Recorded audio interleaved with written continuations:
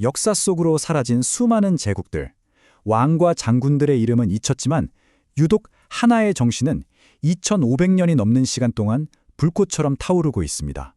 바로 페르시아죠. 도대체 어떻게 그들의 정신은 오늘날 우리에게까지 생생하게 이어져 올 수 있었을까요? 자, 오늘 밤엔 저와 함께 시간여행을 한번 떠나보시죠. 모닥불가에 둘러앉아 아주 오래된 이야기를 듣는 것처럼요. 페르시아의 심장부로 지금 바로 떠나보겠습니다. 우리가 보통 이란이랑 페르시아를 그냥 같은 말 아니야? 하고 생각하기 쉬운데 사실은 조금 달라요. 이렇게 한번 생각해 볼까요? 이란이 우리가 뉴스에서 보는 국경선이 뚜렷한 집이라면 페르시아는 그 집안에 흐르는 영혼 같은 거예요. 2500년 동안 쌓아온 예술과 지혜, 그리고 아름다운 언어로 숨쉬는 바로 그 영혼 말이죠. 그래서 페르시아는 그냥 박물관에 있는 옛날 이야기가 아니에요. 고대와 현대를, 그리고 동양과 서양을 연결하는 아주 거대한 다리 같은 존재죠. 오늘 우리는 이 다리를 함께 건너보려고 합니다. 페르시아가 어떻게 지금의 우리 세상을 만들었는지 그 흥미진진한 여정을 지금부터 시작합니다. 자, 이야기의 첫 장을 열어볼까요? 시간은 지금으로부터 무려 2600년 전으로 거슬러 올라갑니다. 작은 왕국들이 서로를 집어삼키며 싸우던 혼돈의 시대. 바로 그때 역사의 무대에 한 위대한 인물이 등장하게 됩니다. 앞으로 우리가 여행할 페르시아 역사의 지도라고 보시면 돼요. 모든 것의 시작이었던 키루스 대왕의 아케메네스 제국에서부터 파르티아, 사산 제국을 거쳐 이슬람 황금기와 사파비 제국까지 이 거대한 흐름을 머릿속에 살짝 넣어두시면 앞으로의 이야기가 훨씬 더 재밌을 거예요. 인류 역사상 최초의 초강대국을 세운 키루스 대왕. 그는 그냥 땅만 넓힌 정복자가 아니었어요. 시대를 앞서간 혁명가였죠.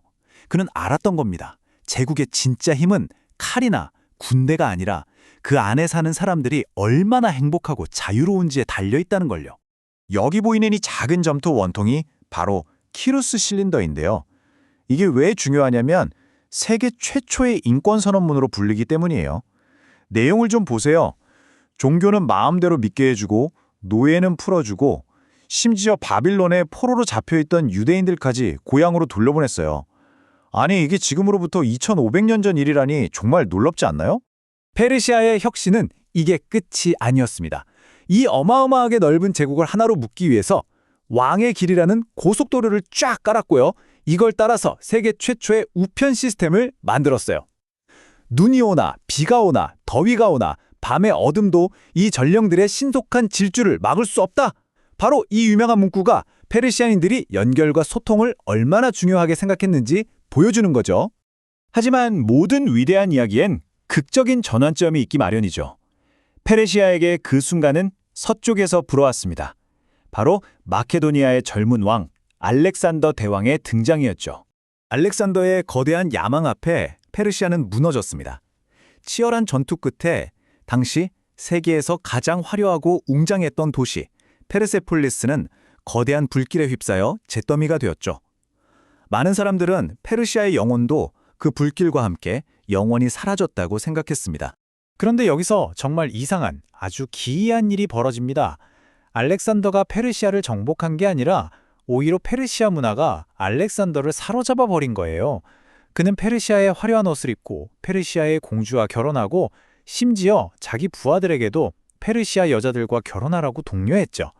이게 바로 문화의 힘, 페르시아가 가진 무서운 소프트 파워였습니다. 알렉산더가 휩쓸고 간 이조, 페르시아는 다시 일어섭니다.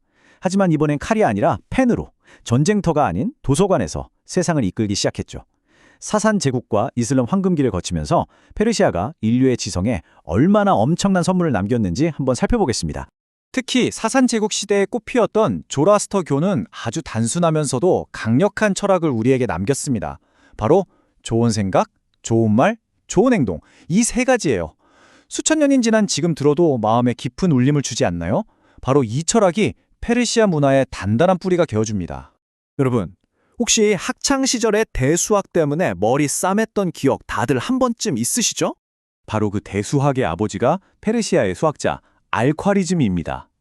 그리고 더 놀라운 건 뭔지 아세요? 우리가 매일 쓰는 단어 알고리즘이 바로 이분의 이름에서 나왔다는 사실.